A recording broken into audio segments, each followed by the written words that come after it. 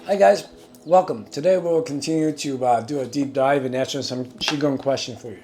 Alright, to continue from last episode, at one true nature, cool name.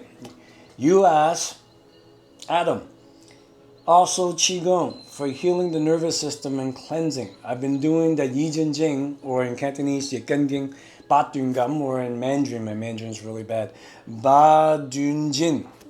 Really terrible Mandarin, sorry. Is that good? The answer is yeah, it's really good. All Qigong system cleanse and heal the nervous system, so don't worry about that.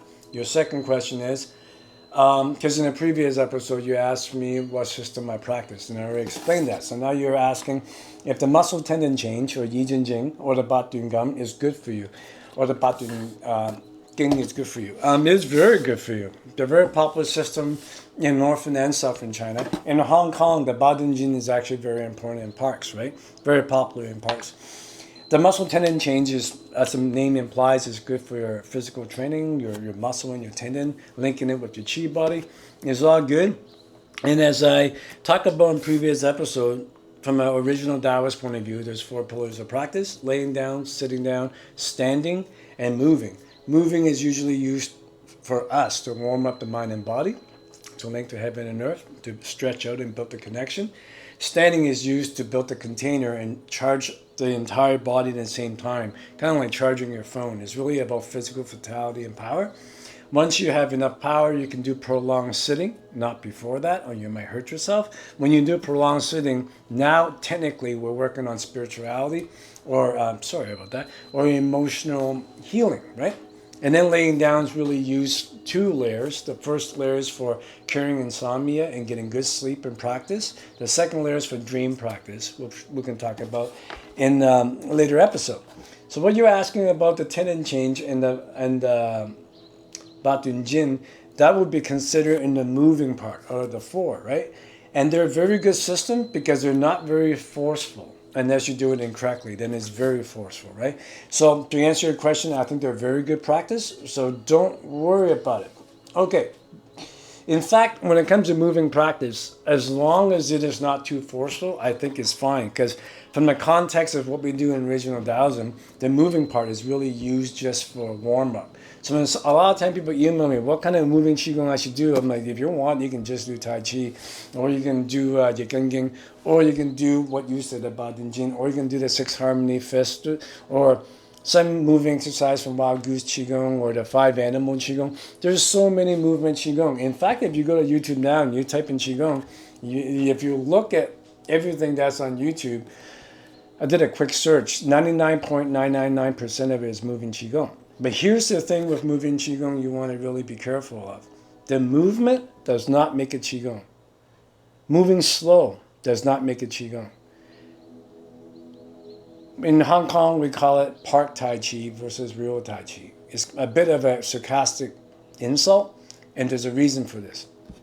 All the good Tai Chi is considered inside, indoors, behind closed doors.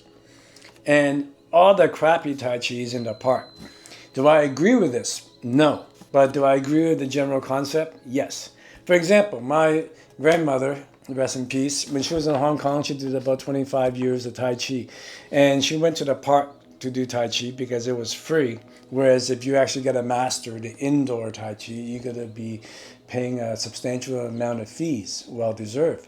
So she did Park Tai Chi because we were a very poor family in Hong Kong. And when she did Park Tai Chi, it did not do any healing for her. In fact, she messed up both her knees.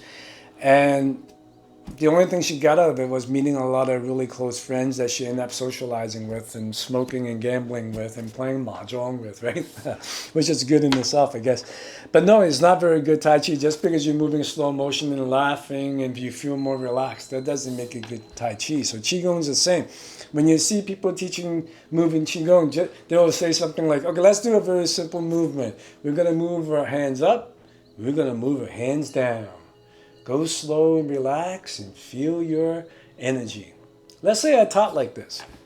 You can do this for 30 years and you're not going to get anything out of it. You just might feel a little bit more relaxed. If you're going to do that, you might as well take a walk on the beach or pet a puppy or take a hot bath. You'll get the same benefit. Why bother doing Qigong? So if I were to take a simple movement like this, I'm going to do it wrong, Park Tai Chi, and I'm going to do it right, indoor Tai Chi, just for the sarcastic name that Hong Kong people say. But you get the idea. So if I go YouTube mode on you and I go the wrong way, everyone, you can try this right now at home with me, so you'll see the difference right away. Okay, everybody. Feel your energy and raise your hand slowly. Now put your hand back down. So I'm trying to do the best imitation I can. Move your hands up. Move your hands down. Feel the chi. Okay. A. And now we do B, okay? Spread your fingers. When you stretch your finger, also pull your spine into the ceiling and feel all your vertebrae stretch. Take a deep breath as you stretch your fingers. Feel the center of your palm. Just feel the center of your palm. Synchronize that feeling with the center of your feet. Now breathe in, feel your palms, and feel the center of your feet. Feel the center of your palm and feel the center of your head. Let your body move like seaweed. Don't make it move, but let it move. Feel the center of your palm, spread your fingers, and feel the center of your chest. Synchronize the feeling. Lift the arm a little bit. Keep it there. Stretch your bones. Open up your pores. Take a deep breath. When you move your arms up, imagine you moving through water and push yourself into the ground. Like a string hanging your spine from the ceiling. Then move your arm back down like you're pushing water down. Spear your head into the ceiling. Breathe in. Move your arm up like you're moving water as you push yourself into the ground. Breathe in again as you move your arm down, stretching your finger. Spear your head into the ceiling.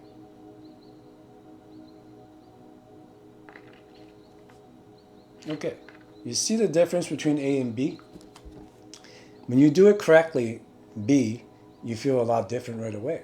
Leave your comment below to see the difference. And I only added 3 more variables. If I add the other 10 or 20, you're going to feel a lot different. So if you do it the A way, you won't get much benefit except you feel more relaxed. Just like you took a walk, took a bath, pet a puppy.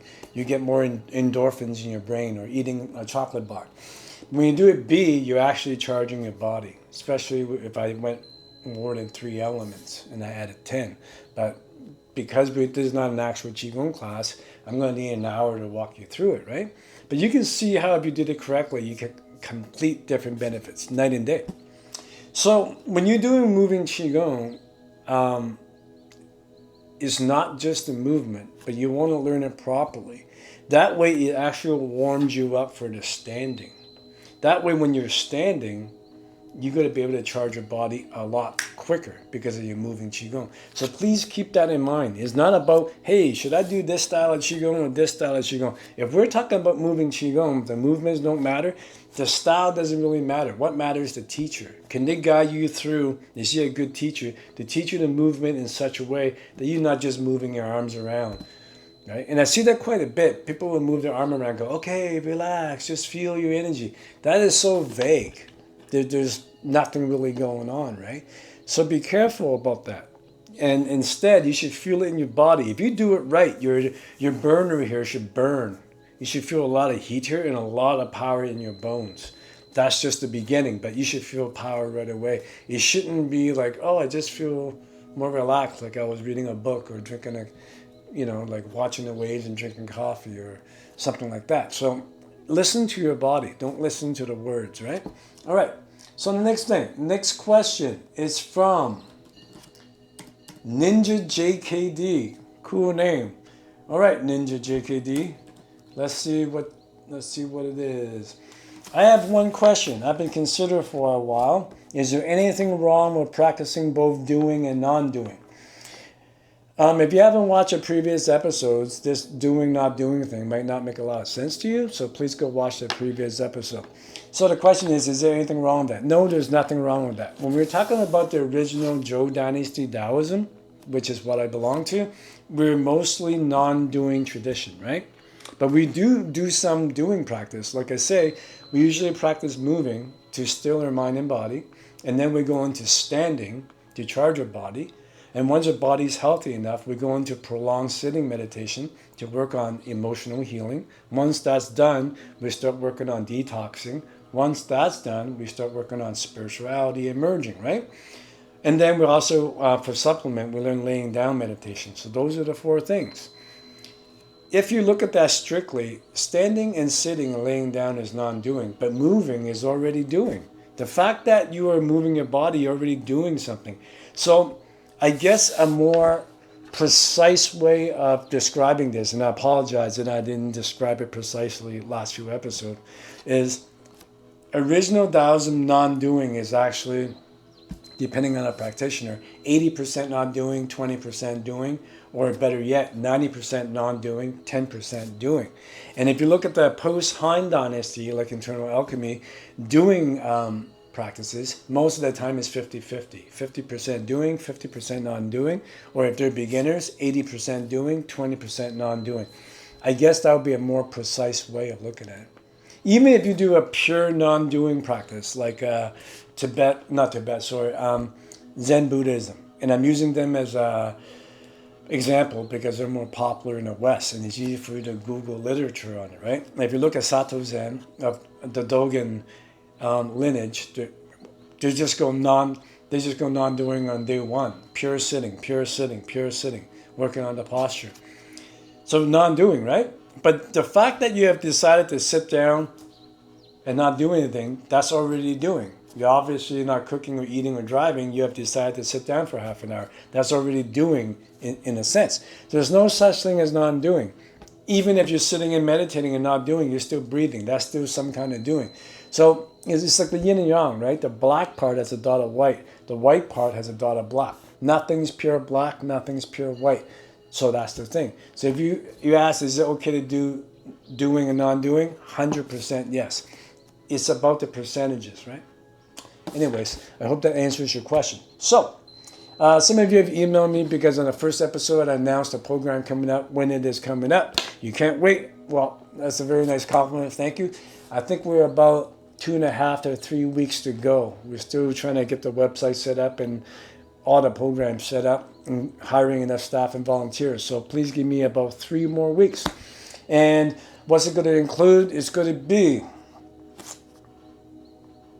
1 time a week, we're going to have a live stream class where I guide you through Qigong. We're going to be working on laying down Qigong, sitting Qigong, standing Qigong, and moving Qigong.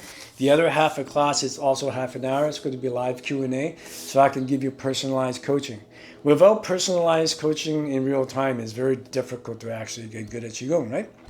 And also 1 time a month is going to be a free 1-hour Q&A and discussion. There's also going to be a free student library, so if you miss a class, don't worry about it. You can watch all the classes in the student library archive.